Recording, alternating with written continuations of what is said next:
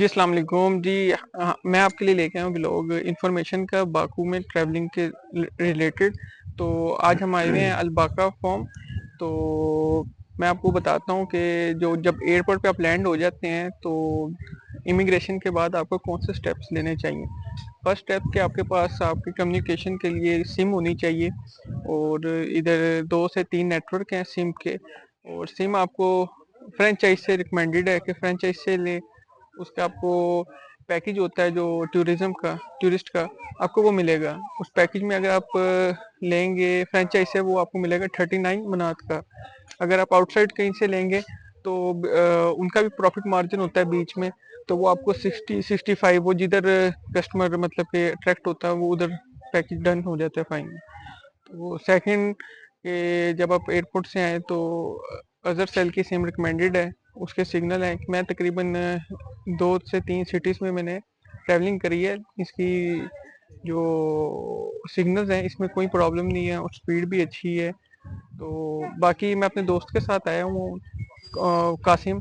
तो ये अब कासिम से हम पूछते हैं कि बाकू में आपने आपको क्या चीज़ मतलब कि रोड्स आपको कैसी लगी हैं और इधर इंफ्रास्ट्रक्चर कैसा लगा है और how was your experience in it.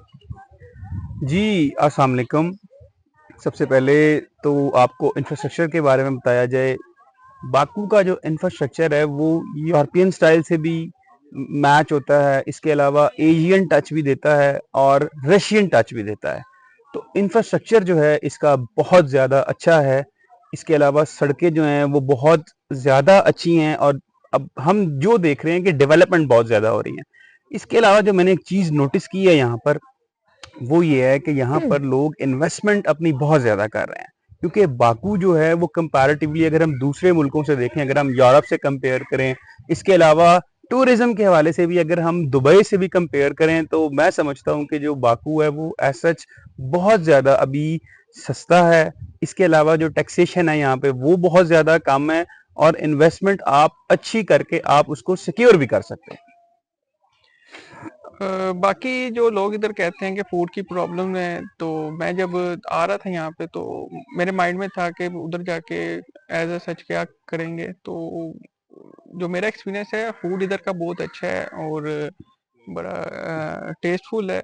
और जो स्पाइसी ज़्यादा पसंद करते हैं शायद उनका इससे डिफरेंस हो सकता है रिव्यू। लेकिन मुझे तो टेस्ट वाइज भी अच्छा लगा है और प्राइसिंग भी इनकी अच्छी है, यानी कि इकोनॉमिकल में आता है, इतना हाई प्राइसेस नहीं है। तो वो एज पर अब डील जो अभी करते हैं तो सेम ही है फर्दर्स कंट्री की तरह। तो सेकंड कासिम से हम पूछते हैं कि आप बाकू में आए, आपने फर्स्ट टूर आपने कौन सा किया था? शादाब।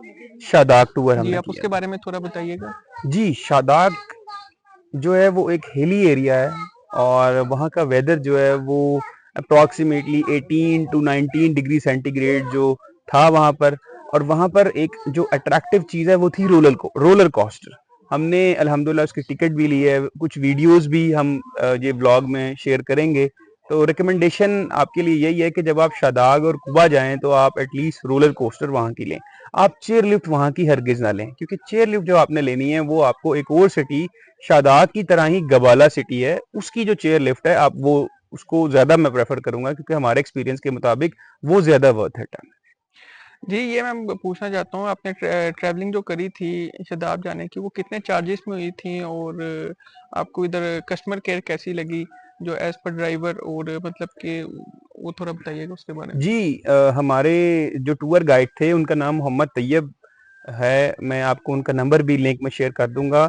आपको 100% हम प्रेफर करेंगे कि जब आप बाकू टूर करें, आपने ट्रेवल की परेशानी नहीं करनी। ही सच अ नाइस पर्सन।